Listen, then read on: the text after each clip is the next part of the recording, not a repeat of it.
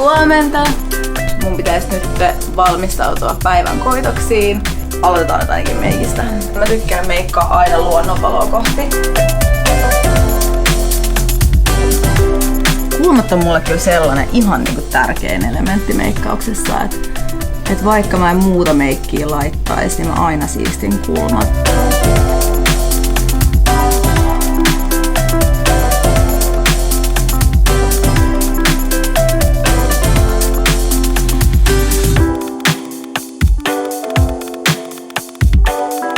Musta tuntuu, että mä oon just jossain pahimmassa aamuruuhkasesongista ja kävelemässä, koska kaikki kävelee mua päin.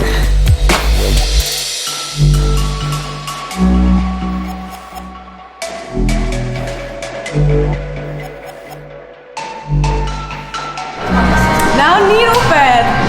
What's the next biggest sunglass? Next biggest. The rounds are just beginning. Yeah. I mean, they're not just going to go away, they're going to stay. Yeah, they That's are. what makes Ray-Ban unique. They don't just create a trend that lasts for one season. Yeah. It just becomes an icon and it stays in fashion. And that's what sets the brand apart, I think. It's true.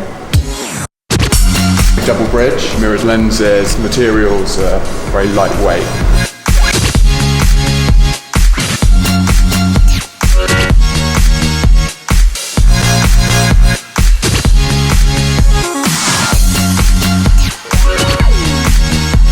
Siis kaikki maailman eri Ray-Ban mallit ja värit ja ihan lapsikarkkikaupassa kyllä, kun tuolla oli pikku kahvi tähän väliin tekisi terää.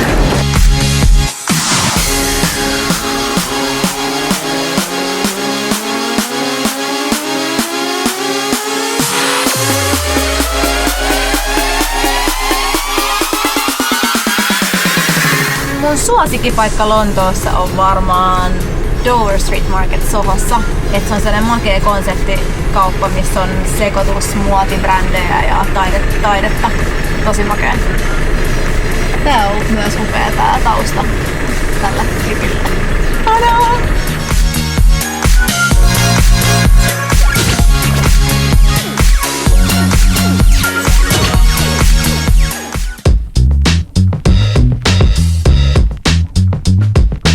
Eggs.